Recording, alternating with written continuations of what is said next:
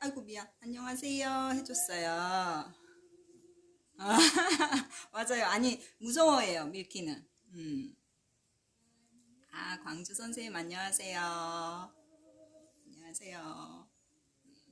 이제 오늘 어, 오늘 먼저 우리 한 2분만 우리 여기 윤종쌤 남원 선생님 저의 정말 의미 있는 1호 남자 강사님 그 선생님 이야기를 잠깐 1분만 할게요. 선생님이 일기인데 한 6년 전에 저한테 수료를 하셔서 사실 선생님 저는 그냥 패자수를 혼자 할래요. 저는 누구를 가르칠 수가 없어요. 누가 저에게 물어보면 심장이 뛰어요. 저는 수업을 절대 안 할 거예요.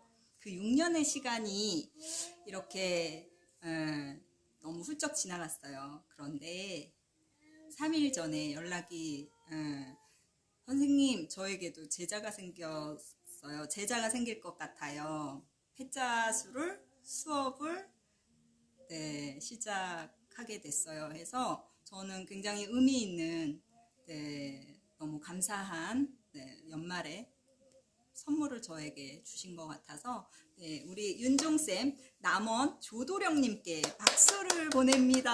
감사합니다. 그리고 저희 두 번째 오늘 저에게 특별한 선물 이렇게 보이시나요? 여기 패자수 다이어리가 드디어 나왔습니다. 그래서 우리가 이제 이렇게 우리 선생님들의 작품들이 이렇게 해서 연간 계획과 뭐 안에 내지는 비슷한데 똑같죠. 똑같은데 이게 굉장히 중요하다는 거죠. 네, 그래서 특별한 선물이 나왔습니다. 윤종쌤 축하해요. 네, 그래서 오늘은 이제 오늘 또 15분 시작하겠습니다. 알람 맞히고 딱 하면 끄겠습니다. 오늘 뜬금 라이브를 시작하겠습니다. 오늘의 주제는 제가 원래는 오늘 제가 태어나 생애 첫 성공했던 마케팅에 대해서 이야기를 해볼까 했는데요. 그거 이전에 제가 항상 연말이면 제 자신을 점검하고 제가 뭔가 정리를 하는 게 있는데 그 부분에 대해서 먼저 마케팅에 대한 것보다는 먼저 이야기를 라임쌤 안녕하세요. 이야기를 조금 나누는 게 좋을 것 같아서요. 연말이면 항상 생각하는 부분이 뭐냐면 지금 내 가치는 어디쯤 와 있을까? 그러니까 그걸 생각하게 된 동기 그 이후부터 이야기를 하는 게 좋을 것 같더라고요. 제가 95년 라미뷰티 아카데미에서 메이크업 연구 과정을 하고 이수하고 이제 파리 메이크업 포에버 본사 이제 연수 과정을 신청을 하려고 했는데 사실 정말 돈이 많이 필요했고 저희한테는 제가 너무 힘든 상황이었고 그래서 정말 각종 알바를 찾기 시작했어요. 그래서 그중 저에게 어떠한 가치라는 것을 심어준 알바가 제 인생에 지금껏 매년 연말이면 저를 다독이고 생각할 수 있게 만드는 아르바이트였어요. 그게 뭐냐면 이제 웰라 헤어 모델을 하게 됐어요. 그때 당시에 엄청난 알바비를 주신 거죠. 그래서 제가 63빌딩에 일본에서 정말 유명한 땡땡 헤어 디자이너 선생님이 이제 세미나를 하신다 그래가지고 거기에 63빌딩 이렇게 단상이 막 무대니까요. 1, 2, 3 해가지고 공연장 같은 데에 제가 이렇게 단상에 5명이 있는데 정 가운데 앉아 있는 거예요. 정 가운데 앉아 있는데 이제 통역하시는 분이 옆에 서 계시고 일본 그 디자이너 분이 저한테 묻는 거죠. 특별히 원하는 스타일이 있느냐. 그랬을 때 전 그때 정말 당당하게 얘기했죠. 왜 그런 거 있잖아요. 저는 선생님을 믿습니다. 선생님이 원하시는 거라면 어떤 스타일이든 전 너무 멋있을 것 같다. 선생님께 그냥 맡기겠다, 저를. 이렇게 했어요.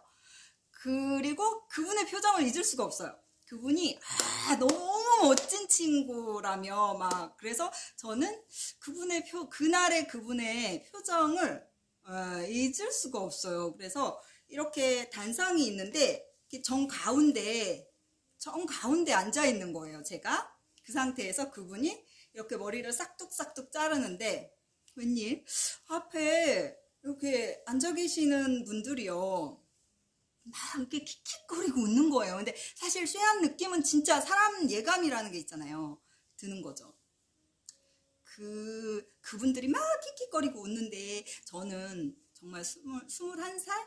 저도 얼마나 막 웃어주고 막 이렇게 했어요. 근데 그게 얼마 지나지 않아서 이제 단상에서 내려와서 그 대기실로 딱 들어가는데 대기실 왼쪽에 거울이 있어요. 그 대기실로 들어가는데 제 얼굴을 보는 순간 저는 거기 엎드려서 엄청 울었어요. 세상에 여기 살이 다 보이게 구멍 만들어 놓고 거기다 뭘 발라가지고요. 막 근데 그분이 이야기한 제 작품, 제 이 스타일의 작품명 6, 70년대에 거의 뭐 완전 깡통 하나 들면요. 진짜 무슨 각설이 타령도 아니고 그런 스타일로 저를 만들어 놓으신 거예요. 그렇게 작품이라고 저를 표현을 하신 거죠. 그게 무슨 6, 70년 복고 스타일이라며 저는 지금도 생각하면요. 진짜 어떻게 이렇게 구멍이 다 살이 다 반짝반짝 이렇게 다 보이게 그리고 나서 저는 그 63빌딩 밖을 못 나가는 거예요. 그랬을 때 웰라 그 강사님이 모자를 어디선가 구해다가 씌워주시고 엄청 울어가지고 그리고 그날 저녁에 뭐 저 밥도 사주시고 다음날 돼가지고 다음날 돼서 웰라 본사로 들어와라 서초동 그래서 들어가서 이제 사실 생애 첫 스포츠를 합니다. 정말 진짜 뭐 어떻게 말로 표현이 안 돼요. 근데 그런 과정에서요. 저는 사실 그냥 그것만이 충격이 아니었어요. 전 그거보다 그 정말 못생기고 키도 작고 진짜 못생긴 아저씨가요. 제 머리를 그렇게 만들어놨는데 그 무수히 많은 대한민국의 지금 생각해보면 진짜 이름 있는 그분들이요. 저의 머리를 보며 박수를 치고 꽃다발을 주고 막 엄지척하고 전 그게 너무 머릿속에 잊혀지지 않는 거예요. 사실 그때 그 어린 나이에 제가 생각한 건 진짜 못생긴 일본의 그 아저씨가 그 아저씨의 가치가 어느 정도길래 아마 저를 다 밀어놨어도 그분은 예술이라며 모든 사람들에게 박수를 받았을 그 상황인 거예요. 그래서 저한테는 뭐였냐면요. 어린 저한테는 근데 저한테 너무 좋은 그게 지금껏 25년이 지나도록요. 그때 그분이 저에게 준 건 사실 제가 그때도 어떤 철학적 생각을 한 것 같아요. 그분의 가치가 이게 그분이 도대체 어느 정도일까? 근데 제가 그때 당시에 뭘 해놔도 예술로 보이게끔 뭔가 사람들의 착각 근데 따지고 보면 그분이 쌓아 올린 뭘 해놔도 예술적 가치로 보이는 그 상황에 그분의 세월과 이런 것들이요. 저한테는 굉장히 충격으로 왔고 제가 나도 저렇게 한번 살아볼까? 얼마나 재미있을까? 뭘 해놔도 저렇게 박수를 받는 저분의 가치가 어느 정도일까?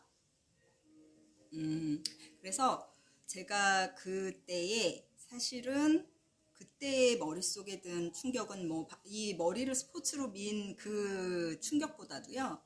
사실 지금까지 살고 있는데 어떠한 동기부여가 저에겐 충분히 되고 있다고 생각을 해요. 그래서 나도 한번 그런 내 삶의 가치를 한번 만들어 보고 싶다라는 그때 가슴속에 뭔가 빡 들어찬 게 사실은 생겼고요.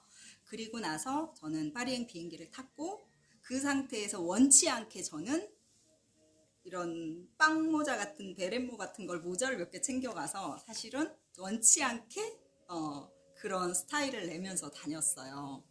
그래서 지금 생각해 보면 그분으로 인해서 동기부여가 충분했고 다르게 사는 것, 조금은 다른 걸 원하는 거, 다름을 추구하면서 사는 게 얼마나 즐거운 건지를 25년이 지나면서도 계속 그게 흥분으로 되어 있는 거예요.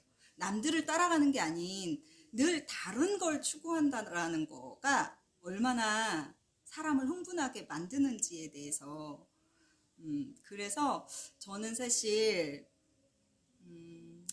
그냥 항상 연말이면 어떤 내 삶의 가치, 내가 어느 정도에 와 있나를 항상 12월이면 점검을 하다 보니까 올해는 그런 생각을 했어요. 아직 갈 길이 멀지만 반은 오지 않았을까. 반 정도는 나의 가치를 찾아오지 않았나 라는 생각을 해보게 됐어요. 그래서 오늘 저는 여기서 저의 이야기를 듣고 계시는 우리 선생님들께 2021년을 앞두고 삶에도 정말 가치가 있잖아요.